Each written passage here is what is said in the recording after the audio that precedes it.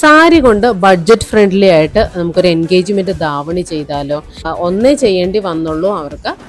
അതിന് കസ്റ്റമർ വിളിച്ച് ചോദിച്ചിരുന്നു കേട്ടോ, അവരെന്താ ചെയ്യേണ്ടതെന്നുള്ളത്. അപ്പം ഞാൻ പറഞ്ഞു നിങ്ങൾക്ക് ഷോളിന് വേണ്ടിയിട്ട് വേറൊരു മെറ്റീരിയൽ എടുക്കുക, എന്നിട്ട് നമുക്ക് ബോർഡർ കൊടുക്കാവുന്നതാണ്. സാരിയുടെ ബ്ലൗസിൻ്റെ മെറ്റീരിയൽ കൊണ്ട് തന്നെയാണ് കേട്ടോ നമ്മുടെ ബ്ലൗസ് ചെയ്തിരിക്കുന്നത്. അതിൽ സിമ്പിളായിട്ട് ഹാൻഡ് വർക്കും ചെയ്ത് കൊടുത്തിട്ടുണ്ട്. നെക്കിന് മാത്രമേ ചെയ്തിട്ടുള്ളൂ. സ്ലീവ് പഫ് സ്ലീവ് ആണ് കേട്ടോ കൊടുത്തിരിക്കുന്നത്. സാരിയുടെ പ്ലീറ്റ്സ് എല്ലാം നല്ലപോലെ അയൺ ചെയ്ത്, സ്കേർട്ടിന് വേണ്ടിയിട്ട് അയൺ ചെയ്ത് തന്നെയാണ് സ്റ്റിച്ച് ചെയ്തിരിക്കുന്നത്.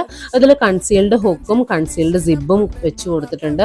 പ്രൊഫഷണലായിട്ട് തന്നെയാണ് കേട്ടോ ചെയ്തിരിക്കുന്നത്. അതിൻ്റെ മറുഭാഗം ഒന്നും വെളിയിൽ കാണാത്ത രീതിയിൽ കൺസീൽഡ് ആയിട്ടാണ് ചെയ്തിരിക്കുന്നത്.